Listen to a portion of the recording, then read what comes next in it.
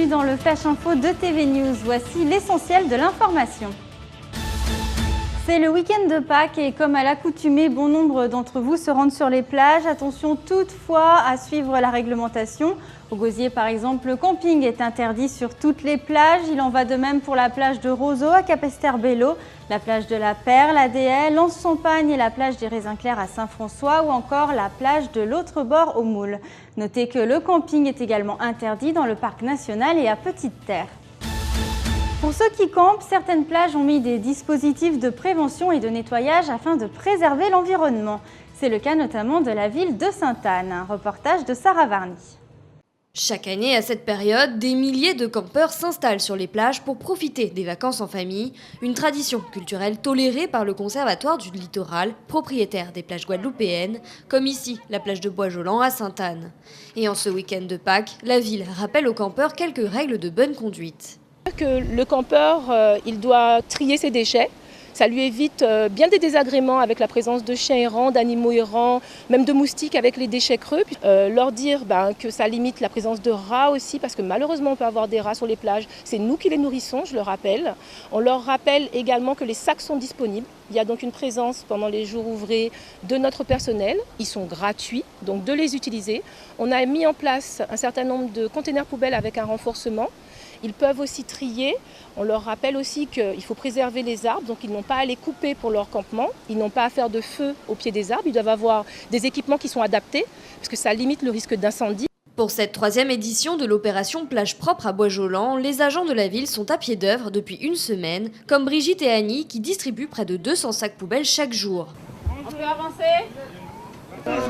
2 fois par mois. 2 fois par mois ? Ah oui. Nettoyage plus fréquent de la plage, mise à disposition de bennes à ordures et de toilettes chimiques, tout est prévu pour que ce week-end de camping ne dégrade pas le littoral. Et grâce aux affiches et au porte-à-porte, les agents sensibilisent les usagers, petits et grands. Sinon, les animaux vont mourir. Sinon, si on met tout ça par terre, on ne pourrait plus marcher dessus. Très important. Parce qu'il y a des enfants, il y a les petits qui viennent. Et si ce n'est pas propre, ce n'est pas bon pour eux. Et ça, pour notre commune aussi, ça sera critiqué par les autres, comme quoi notre commune est sale. Le plus important pour nous, c'est quand on part, de ne rien laisser sale. Et pour ne pas polluer avec les assiettes en plastique, il existe d'autres alternatives telles que ces assiettes biodégradables réalisées à partir de fibres de canne à sucre et ces couverts à base d'amidon de maïs, des produits que Nadia propose dans sa boutique depuis 2 ans. On a sensibilisé quelques associations, on commence à les vendre dans certaines saladeries, boulangeries. Donc petit à petit, les gens s'y mettent parce que c'est une alternative très sympa au plastique et qui est beaucoup plus agréable évidemment au niveau de la matière que le plastique en lui-même. Des assiettes compostables que l'on peut facilement mettre dans le feu pour réduire la quantité de déchets, un bon moyen pour profiter du week-end de Pâques sur les plages de Guadeloupe sans polluer en pratiquant un camping écologique et responsable.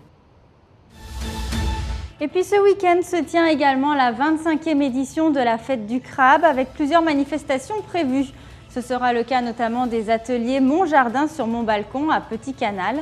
Il sera question notamment de connaître les plantes, leurs origines et leurs maladies, mais aussi d'en apprendre un peu plus sur la cuisine des produits locaux. Le premier atelier débutera dès 9h. Et qui dit Pâques dit également service fermé. Ce sera le cas des bureaux de la préfecture, de la région et de la sous-préfecture de Pointe-à-Pitre qui ne seront pas ouverts au public ce lundi. Les services reprendront mardi aux horaires habituels. Notez également que le Mémorial Act sera fermé ce dimanche et ce lundi. On parle politique à présent. Le premier tour de l'élection présidentielle se rapproche. On reçoit donc tout de suite sur notre plateau Blaise Menjiwa pour son édito. Bonsoir Blaise. Bonsoir Sophie. Alors, nous entrons dans la dernière ligne droite d'une incroyable campagne présidentielle au suspense insoutenable où, dans la dernière semaine, les jeux ne sont toujours pas faits ou rien n'est joué. L'incertitude règne sur l'identité des 2 finalistes au soir du 23 avril prochain.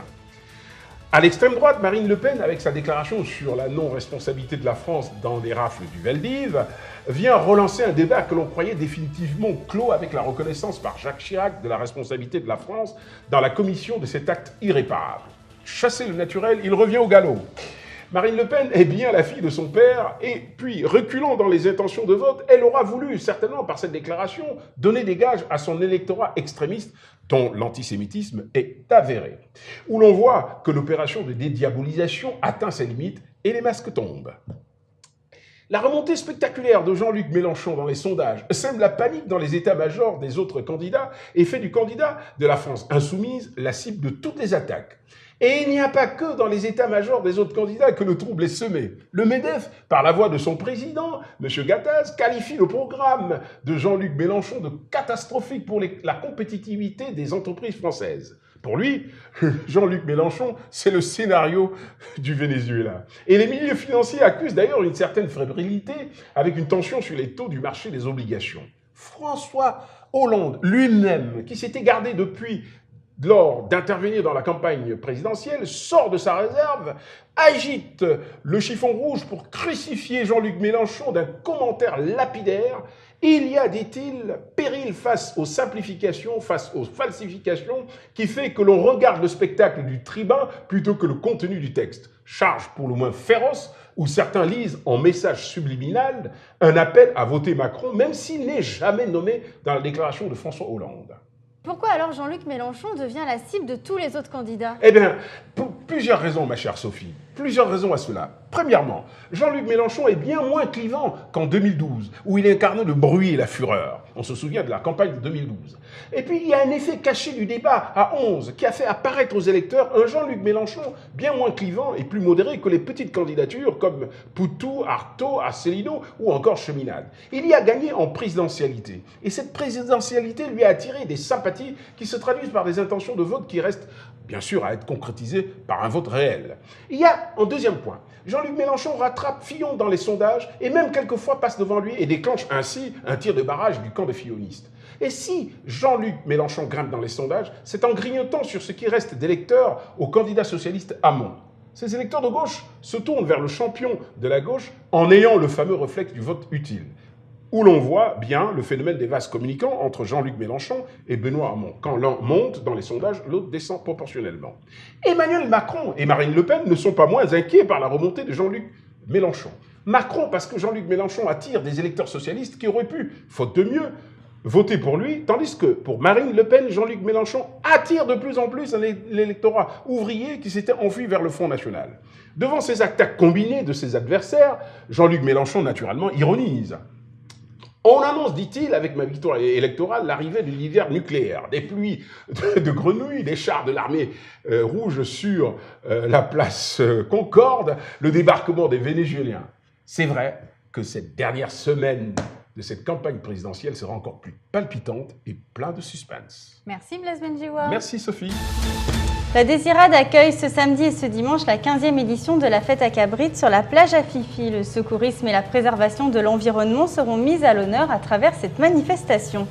Laurent Samodéo, responsable de communication à la Riviera du Levant, est avec nous pour en parler. Bonsoir. Bonsoir. Alors pour cette 15e édition, vous avez décidé de mettre l'accent sur le secourisme notamment. Comment est-ce que ça va se traduire? Alors la Riviera du Levant, communauté d'agglomération, est partenaire privilégié de la fête à Cabrit, de la 15e édition.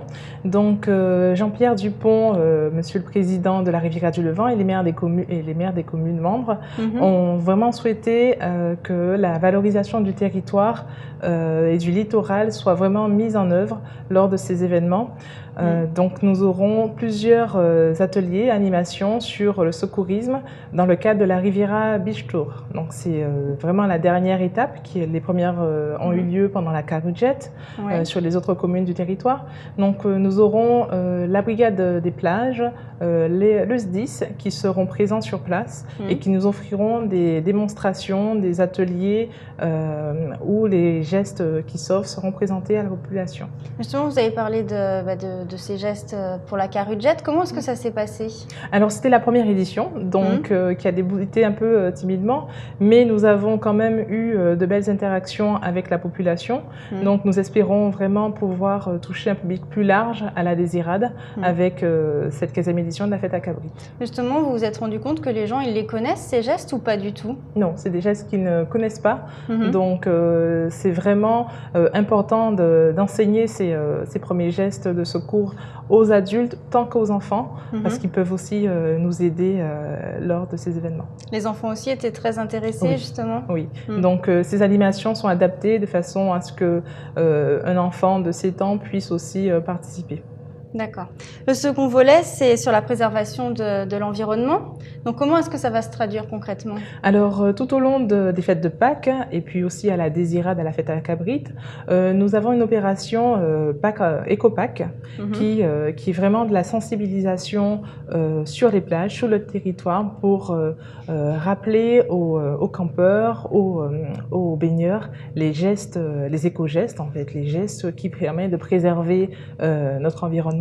Donc, la brigade d'environnement se déplacera sur les plages des communes, la plage à Fifi aussi, mais aussi la plage à Fanfan après la fête à Cabrite, pour distribuer des kits du campeur composés d'assiettes biodégradables et compostables, mais aussi des couverts, des gobelets réutilisables, ainsi que le guide du tri qui rappelle les principes du tri et le numéro vert si nous souhaitons avoir plus d'informations. Ce numéro qui est le 0800 11 12 13. D'accord, c'est facile à retenir. Facile à retenir. Parce que justement, à la Désirade, on peut camper sur toutes les plages. Le camping n'est pas autorisé, mais il est toléré. Donc, tout cela sera bien indiqué sur place. D'accord. C'est important justement pour la Riviera du Levant d'initier les gens à l'éco-responsabilité? Oui, c'est très important. Nous sommes tous acteurs de la préservation de notre environnement. Donc, au Gosier, à Sainte-Anne, comme à Saint-François ou à la Désirade, il est vraiment important que tous les habitants, les touristes et tous les participants soient informés et soient acteurs du tri sélectif et puis de l'environnement. Vous avez remarqué qu'il y a une prise de conscience au fil des années ou au contraire c'est la catastrophe, il y a plein de déchets sur les plages? Qu'est-ce que vous avez remarqué vous? Nous avons encore beaucoup de travail à faire, mais justement c'est en augmentant ces animations, ces ateliers, c'est l'information au public, les animations aussi à destination des enfants dans les écoles, nous arrivons petit à petit à sensibiliser et à réduire nos déchets. Donc la Riviera du Levant tient vraiment à mettre en place des services dans ce sens sur tout le territoire.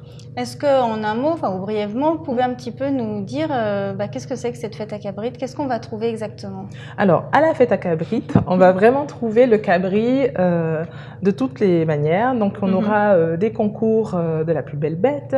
On aura aussi, pour les gourmands, du colombo de cabri, des ragoûts, du pâté.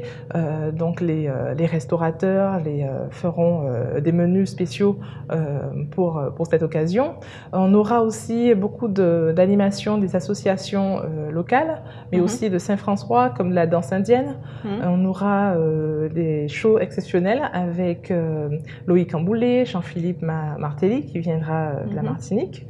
Donc c'est vraiment un événement ludique, gourmand et festif qui débutera demain à la Désirade. Et c'est un beau moyen également de promouvoir cette île de la Désirade. Oh oui, ce territoire authentique et cette belle île de la Désirade. Eh bien, je vous remercie. Merci, au revoir. C'était ETV News, merci de nous avoir suivis. La semaine prochaine, vous retrouverez Laura Latchamp. Bonne soirée à tous.